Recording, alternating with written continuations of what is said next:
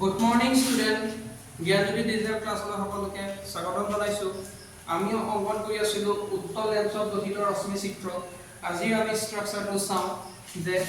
যদি আমি আগত ক'ত ৰাখিছিলো লক্ষ্য বস্তু ইয়াত ৰাখিছিলো 2f1 ৰ বাহিৰত ৰাখিছিলো। এবাৰ আমি ইয়াত ৰাখি চাওঁ 2f1 ৰ ৰাখি চাওঁ লক্ষ্য বস্তু যদি 2f1 বা এই 2f1 মানে মই কি বুলি কৈছিলো ভাঁজ কেন্দ্ৰ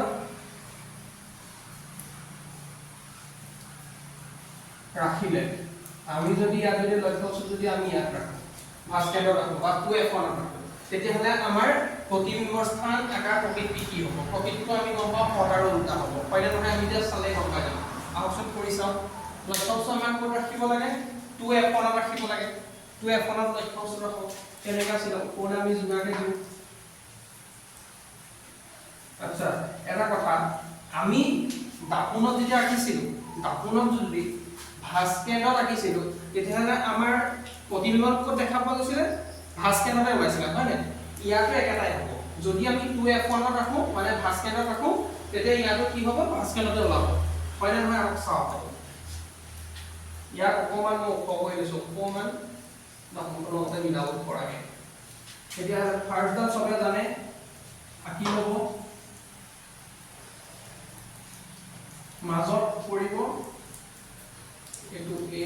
এটো b মাজত পৰিব পৰাৰ পাছত ফকাছৰ মাজেদি পাৰ হৈ যাব ফকাছৰ মাজেদি পাৰ হৈ দিব ফকাছৰ মাজেদি পাৰ হৈ যাব নেক্সট আমাৰ কেনি আহিব কৈছিলো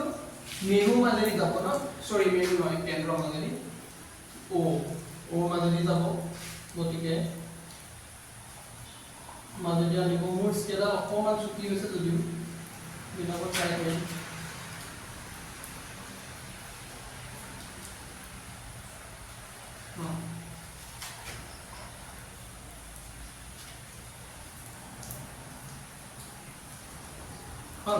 কাট খালে কওকচোন এই পইণ্টত কাট খাইছে নে এই পইণ্টৰ পৰা এই পইণ্ট সেম আছে 2f2 টো ইয়াত লিখি দিলো 2f2 এটা চাওকচোন একেটা জায়গাতে ওলাইছে নে একেটা জায়গাতে ওলাইছে আপোনালোকে যে জোখমাপটো ঠিক ল'ব তেতিয়া একদম জোখত ওলাব একদম জোখ ওলাব একো প্ৰব্লেম নহয় একদম ধুনীয়া ওলাব অকণমান বেকাটা হৈছে যিটো হ'লেও ধৰিব পাৰিছো একো প্ৰব্লেম নাই একদম সেম পজিশ্যনতে ওলাইছে গতিকে এটা কথা আমি গম পালো কি যে যদি আমাৰ লক্ষ্য বস্তুটো আমি ভাঁজ কেন্দ্ৰত ৰাখো এই ভাঁজ কেন্দ্ৰত ৰাখো তেতিয়া আমাৰ প্ৰতিবিম্বটো ক'ত ওলাব ভাঁজ কেন্দ্ৰতে ওলাব তাৰ মানে প্ৰতিবিম্বটো ক'ত ওলাব 2f2 ওলাব